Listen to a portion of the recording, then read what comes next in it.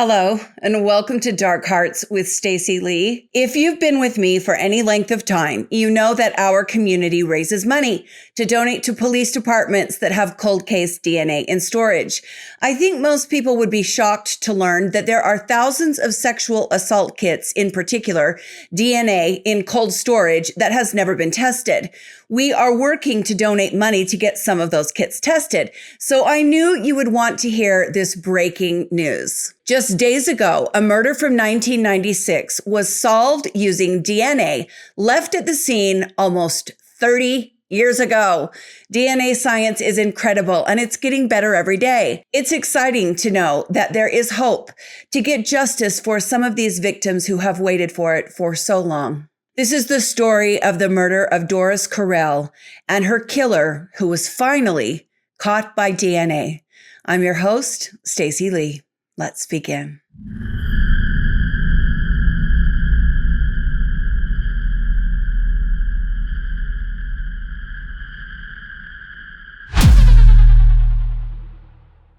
A call comes in to the Manatee County, Florida Sheriff's Department. On the line is a woman from Maryland. Her name is Laura Gaddy, and she is calling to say that her mother, 45-year-old Doris Correll, is missing. Laura states that she got a call from her mother's boyfriend, a man named Stephen Ford, and Stephen said that he hadn't seen Doris in days. He was wondering if her daughter might know where she would be. Well, Laura was shocked. She told Stephen, "I haven't seen my mom. She's always with you." Laura had no idea where her mother was at. Stephen then told Laura that he and Doris had had an argument. Doris stormed out and took her car keys. She told Stephen she was going shopping, and then she got in her car and drove away, and he hadn't seen her since. You know, it never ceases to amaze me. I get that this was almost 30 years ago, but still, what a stupid story. Doris calls the sheriff's department and she tells the dispatch officer that her mother lived in St. Petersburg in a duplex on 92nd Avenue North. The sheriff's department took a missing persons report, but told Laura in Maryland there wasn't much they could do. They gave her the same response they always give. Doris is an adult. She can disappear if she wants to, and until they find some evidence of foul play, they can't really get involved. Then, 10 days before Christmas, on December 15th, Manatee County deputies were called by someone who was walking by a drainage ditch in Palmetto. As this passerby looked into the drainage ditch, they were horrified at what they saw. There was a body floating in the water. When the police arrived, they found a white female floating face down. The cops called in the dive recovery team, and the woman's body was pulled from the water. The woman did not have any identity on her, no driver's license, no purse, nothing that would give authorities a clue as to who she was. The canal was on US 41 North, which is a very busy road. This poor woman could have been dumped by anyone. Thousands of people drive on that road every day and every night, all through the night. As you can see, there's a lot of greenery around it, bushes and trees. And I guess you could pull off to the side and drag somebody into the bushes and, throw them into this canal without being seen. So the cops knew it was going to be very difficult to find out who dumped Doris, especially without identification. There were no surveillance cameras in that area. Even today, with cameras everywhere, there aren't many surveillance cameras on state highways. State highways still provide a safer area for dumping. But the nice thing is that's kind of counteracted by cell phone evidence. You might not be on camera on the state roads and freeways and highways and things like that, but your cell phone's going to tell where you were. The woman that was found floating in the canal had dark hair. She was slimly built, and she was wearing a gold ring on her right index finger. She had severe trauma to the right side of her neck and face, as well as to her torso. The body was taken for autopsy on the following day. The medical examiner informed the police that the woman had been stabbed a total of 83 times. Now, I don't have to tell you this. 83 times shows that someone was in a level of rage. That level of anger most likely points to someone that is close to the victim. Only the people we love and care about or that we're very close to can make us that mad, right? So knowing this makes what happens later on even more crazy. 83 stab wounds sounds like the boyfriend, but you still have to prove it. You still have to build a case. I understand that. Now, the Manatee County Sheriff's Office was not aware that the St. Petersburg Police Department was looking for Doris Correll. The computer systems between police departments were not what they are now. I mean, even today, we still see issues with police departments that don't communicate well with one another, but it has gotten better over the decades. So St. Petersburg and Manatee County were not speaking to each other. As Jane Doe is lying in refrigeration after the autopsy and the Manatee County Sheriff is trying to identify her, the St. Petersburg police are looking for the same woman. On December 18th, St. Pete detectives found Doris's red Mazda RX-7 at the Pinellas Square Mall. They got inside the car, but there wasn't any evidence of a struggle or an attack inside the car. They tried to pull fingerprints from the car, but they couldn't find any. This was, of course, an obvious sign that someone had wiped the car down in order to get rid of all the fingerprints. Doris wouldn't do that. Why would Doris get out of her car to go shopping and then wipe her car down of fingerprints? Even if she was intentionally trying to disappear, there would be no reason for her to wipe her car down of fingerprints. And she also hadn't taken anything with her in order to disappear. Laura was also adamant that her mother would never do that. Doris was partially blind, and she needed to be with someone who understood her condition. She wasn't someone that was going to do well all on her own. And Laura was just like, why would my mother disappear? There's no reason for her to disappear. Taking all of this evidence into consideration, the police believed that whoever was responsible for Doris's disappearance had driven her car to the mall, wiped all the fingerprints off it, and then left it there to be found. How convenient that matched up with Stephen Ford's story that Doris had gone shopping after an argument. How convenient for her car to be found at the mall where shopping takes place, right? The St. Petersburg cops had already been to the duplex shared by Doris and Stephen at that point, but they went back. And this time, days later, they noticed that the duplex had a very bad smell. It smelled like decomposition inside the home.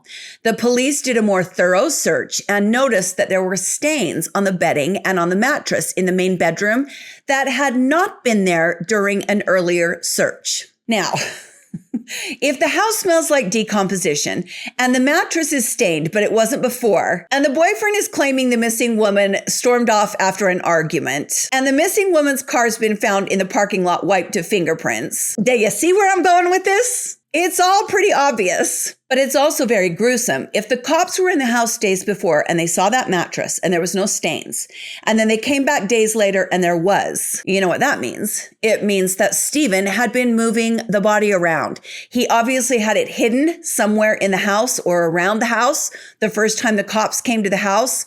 Then he pulled the body from its hiding place and put it back on the mattress where it lay decomposing, staining the mattress. And then he finally removed the body from the house entirely, but he left the stained mattress. I don't know how familiar you are with dead bodies. I have been around a few, unfortunately, in my day. There is urine, there is feces, and after a day or so, there's all kinds of stuff oozing out, especially if the person has been stabbed. So to think of this guy moving this body around inside the house, this stabbed, decomposing body, it's pretty disturbing. As the cops continue to go through the complex, they are shocked to find a suicide note. That note hadn't been in the duplex either on the first search of the home. So this is looking very suspicious. There are stains that weren't there. There's a note that wasn't there. Doris's car has appeared in a parking lot. I'm baffled as how this case went cold for so long. But here's the thing. The cops open the suicide note and it's not from Doris. It's from Stephen. Stephen has written a suicide note. The note was addressed to Stephen's two sons, and in it, Stephen had written that if Doris was found dead, he wanted to be buried with her when he was found dead. So Stephen had written this suicide note, but then hadn't actually taken his own life. The cops questioned Stephen about the note. And he's like, well, I was feeling really down and I think Doris probably isn't coming back. And now he'd probably be put on a 72-hour hold, but back then they didn't do that. The cops continue going through the house. They find Christmas gifts that had been opened. These were gifts that Doris had purchased for Stephen and for his boys. And Stephen had opened them early, as if he knew Doris was not coming back at all. The police questioned Stephen Ford. He denied having anything to do with Doris's disappearance. One of the cops said to Stephen, "What should happen to the person that took Doris? What if we find her dead?" And Stephen replied, "An eye for an eye. If I killed her, I should get the death penalty." Well, the police don't have a body at this point, and they don't know that Doris has been found floating in a canal in another county. They have no proof of a murder, so they leave Stephen at home and continue their investigation. On Christmas Eve, the two detectives working the case go back to Stephen's duplex. Doris has still not been identified. For them, she is just a missing woman, but they are on to Stephen. The two cops knock on his door, and Stephen doesn't answer. The cops are concerned. Has this guy skipped town? Well, his car was at the house, and it was Christmas Eve. Pretty much everything was closed on that night. It wasn't like he was going to be out to eat or at a bar. So one of the detectives finds an unlocked window. Apparently, they saw something that gave them concern. There are instances where the police can enter your home without a warrant if they find evidence that you might be in danger. So the cop crawls through the unlocked window, half expecting to find the place empty, half expecting to find that Stephen is on the run. Instead, he smells something awful, and he finds Stephen lying on the floor of the house, foaming at the mouth. Stephen has taken a gallon of bleach and drank several big swallows of that bleach, attempting to kill himself.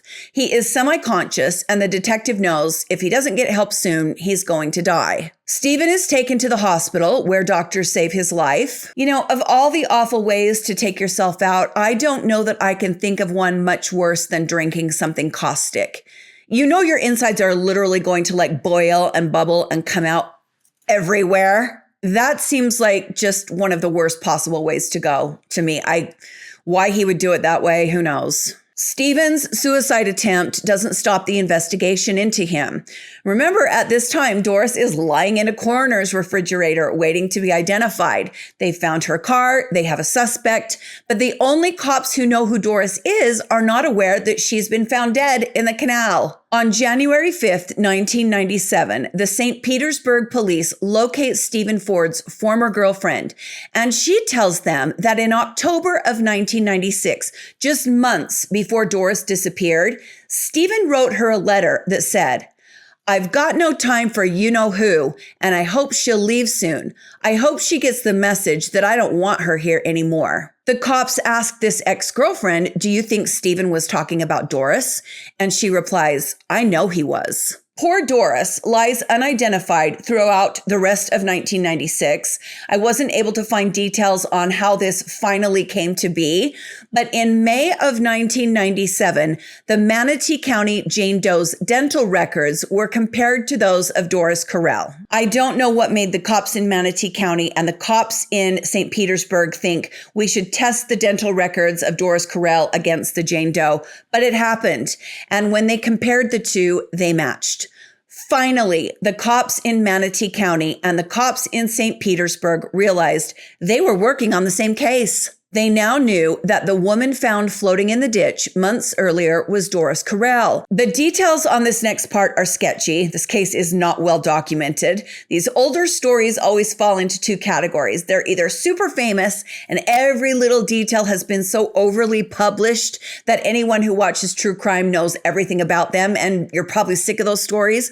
Or the stories have bare bones details that are available to the public anyways, dates, times, places, the major things, but not the details, not the entire timeline. So I don't know how the police came into this information.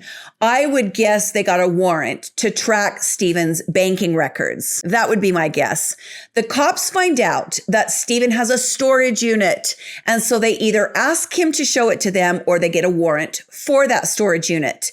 And what do they find inside? Oh, just everything that belonged to Doris, her clothing, her toiletries, her jewelry, her photo albums, her shoes, her coats. This guy has put it all into storage, and her body hadn't even been found when he did it. The police know for sure this has got to be the guy. So we've got poor Doris murdered. Her daughter, Laura, and the ex-girlfriend all pointing the finger at Stephen. They've got all of this evidence. Yes, it is circumstantial, but it's more evidence than we see on some cases. Yet the case goes stone cold. Stephen Ford moves to Delaware and goes on with his life. Poor Laura is left to mourn the murder of her mother, the loss of her mother. And if that's not bad enough, it looks like she's never even going to get any justice. Look, I can't even imagine how bad these cops hate us true crime people who Monday morning quarterback their cases. That must really suck to have worked a case and then have to sit and watch people like me talk about how they couldn't solve the case, or in some cases, how they really messed things up. I try hard to make sure that we give cops their props when they deserve them. And when they mess up, we talk about that too. But I just want to go over this just one more time. Doris disappears. She's found dead, stabbed 83 times, floating in a canal. Her boyfriend has told a former girlfriend he doesn't want Doris living with him anymore. The cops find a stained mattress in the house that smells like decomposition. The boyfriend tries to kill himself. He's rented a storage unit and put all of Doris's things in it like she's never coming back.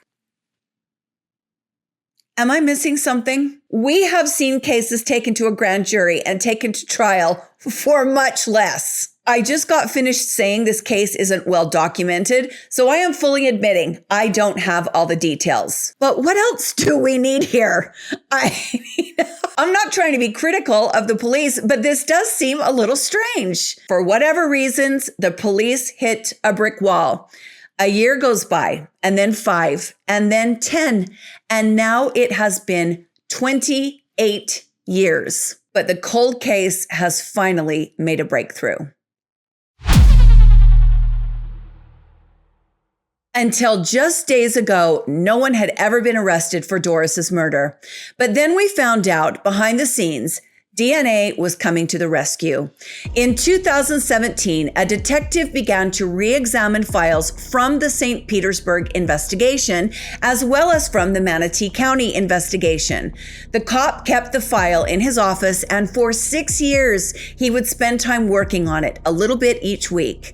This detective went back and re-interviewed some of Doris's friends, and they were adamant. Doris was afraid of Stephen Ford. Doris's friends say she and Stephen were having financial problems and that they fought all the time. Doris was inhibited from making very good money because she could not see well. She had a disability. So money was always an issue between the couple. And Doris's friends were certain Stephen had been abusive to Doris. They told the cops that. And then we still have to take into consideration that Stephen Ford never reported Doris missing. He called her daughter Laura, and Laura's the one who reported her mother missing. Stephen never even alerted anyone that Doris was gone. As this cold case detective continues to investigate, he becomes entirely convinced Stephen Ford has gotten away with murder, and he wants to change that. The cop goes through the old interviews and can find absolutely no proof or evidence that Doris ever went shopping. The cops almost 30 years ago interviewed store clerks inside the mall, taking a picture of Doris around. None of them had seen Doris on the day she disappeared.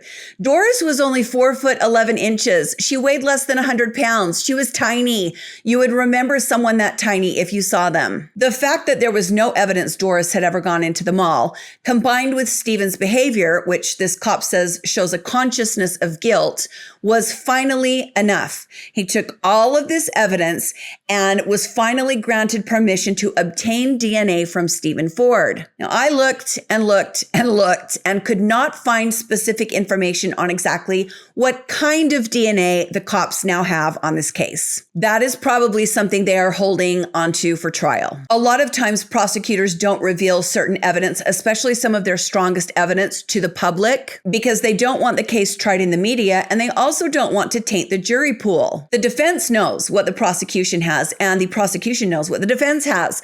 I think that's a common misnomer. People believe that when cops cops and prosecutors won't say something publicly, it's so they can spring it on the defense attorneys at trial or the prosecution.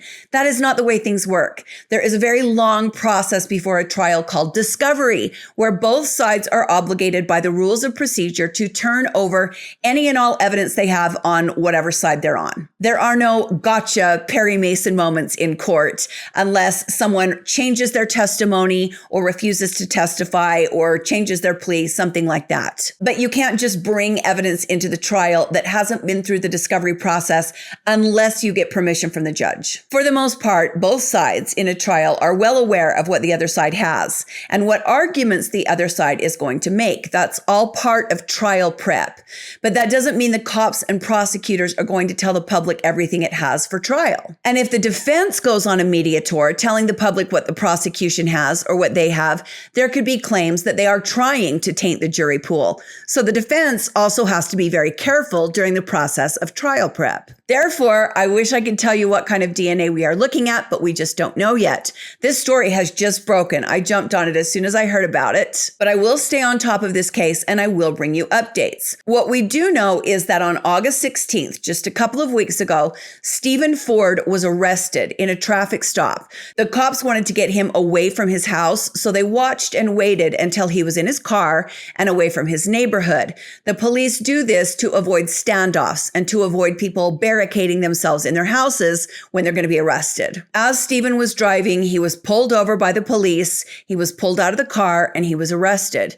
When asked if he was Stephen Ford, he answered, "Yes." And then he said, "My past has caught up with me." Yep, Stephen, it sure has. Stephen was charged with second-degree murder with a weapon and was then extradited to Manatee County, where he was booked into the Manatee County Jail. After nearly 3 decades, Manatee County deputies say they have arrested the man responsible for the brutal death of a 45-year-old woman. Stephen Ford was arrested in Delaware in the 1996 stabbing of Doris Correll, whose body was found along US 41 in Palmetto. Fox 13's Evan Axelbank spoke with the family and is live in the newsroom. Evan, what are they saying? Now, Haley, for as many years as they've mourned their loss, they've also suspected that Stephen Ford was behind it. Deputies confirmed their suspicions today, saying he stabbed their loved one 83 times and dumped her in a drainage ditch. Pictures of Doris Correll show exactly who she was, bright and happy. She was my best friend. We talked every day, twice a day, about everything. In December of 1996, her daughter, Laura, was pregnant with her first child and knew something was wrong when Doris wasn't picking up her phone. The next day I called twice. She did not answer her phone. So then I contacted the boyfriend. Stephen Ford told Laura they'd been arguing and that she hadn't returned from a shopping trip. Laura didn't know Stephen well, but knew enough. I suspected him to be the suspect by the way that he was acting. One, he didn't call the police department to report her missing. Doris's body was eventually found in a drainage ditch along US 41 in Palmetto. She was 4'11", 100 pounds, partially blind, and stabbed more than 80 times. For 28 years, Ford evaded arrest. That is, until DNA tests taken this year ruled out other suspects. She would be proud for me to keep pushing to have this taken care of. Deputies picked up Ford in Delaware, saying the scientific testing plus evidence of a consciousness of guilt now gave them a provable case. They found no evidence she ever went shopping. He'd written a letter to his ex-girlfriend saying, "I hope she gets the message that I don't want her anymore." I don't know why anyone would stab somebody that many times. She had wounds all over her body. You know, we can only hope that she died quickly. For her family, the arrest brings to a close 28 years of waiting and relief. She can finally rest in peace. I did cry a little. I'm glad it took a long time to do. Hopefully he will get what he deserves as a payback. Stephen Ford was arrested in Delaware and has been extradited to Manatee County. The AG's office says that when he was arrested, Stephen Ford said, "My past has come up to haunt me." I feel sorry for Laura. She has really been through it. And from everything I can gather, she is a big part of the reason this case has continued to be worked. Yes, there is a detective that was willing to work the cold case, but Laura also had a hand in keeping her mother's case alive. Stephen has made his first court appearance, a preliminary hearing that was held on August 30th. His arraignment is currently scheduled for October 18th. Also in Manatee County, a court appearance 28 years in the making. Stephen Ford facing a judge for the first time since his arrest for the 1996 death of his girlfriend, Doris Correll. Ford is charged with second-degree murder. Police in Delaware arrested him last month, bringing him back to Manatee County. This morning, the judge ordered him held without bond until his next hearing. And Correll's body was found in a ditch along US 41 in Palmetto in December of 1996. Her car was wiped clean in a St. Pete Mall parking lot. Detectives say they focused on Ford from the start, but they didn't have physical evidence to connect him to the murder until several years ago. Detectives saying Ford also lied about a storage unit full of Correll's belongings and tried to kill himself after questioning. So for now, my friends, we wait. Stephen's trial, if he chooses to continue to plead not guilty, will not happen this year. It will be next year, and I will watch for details. I want to send love from our community to Laura and to everyone who knew and loved Doris. We know this has been difficult for all of you, not having closure for all of these years, and we hope now you will finally get what has taken so long to achieve: justice. Thank you for joining me today on Dark Hearts with Stacy Lee. Please hit that like button if you like the video. It helps so much with the algorithm. And subscribe to my channel if you want to see more from me. It has been the slowest time. Summer's always slow, but this summer's been exceptionally slow. You know, I'm always going to be honest with you guys. This is my last push to try to stay here on YouTube. I'm giving it till the end of the year. So I need your help. Drop the channel in the comments on other true crime channels. If you've got story ideas for me, you can always email me at darkheartswithstacylee@gmail.com. I'm doing everything I can. I'm working with a different promoter. This is like my 6th or 7th one. I don't know. It's rough, but I'm trying to stay here. I've got 2 podcasts. This one is Dining with Death. These are older stories posted to my YouTube channel a few years ago. It's just the audio from the videos. But this is the current podcast, Dark Hearts with Stacy Lee. I post new episodes every Monday and Wednesday, and there are some podcast exclusives there, stories that you will not hear here on YouTube. If you wouldn't mind taking 1 or 2 minutes of your time and going on your podcast platform and rating my podcasts, boy, that would be amazing. Just saying. Of course, you can join my Patreon. Some of you very generously give some money each month to help me keep the episodes coming. And you can also be part of our fundraiser. This is the fundraiser here. This is where you can donate to help us possibly solve a cold case like we've talked about today. Watch this video on my channel. It's just a few minutes long, and it will tell you all the ways you can donate. I sure appreciate you guys. You guys have been friends to me when I've had a rough summer. I've been real open about that. It's personal, but it has not been a great summer for me. And you guys have been so supportive and so amazing. I swear, the older I get, the more sentimental I get. But I just love you, and I want you to know that. Stay safe, my friends, and be kind to each other. And I will see you next time on Dark Hearts with Stacy Lee. Bye.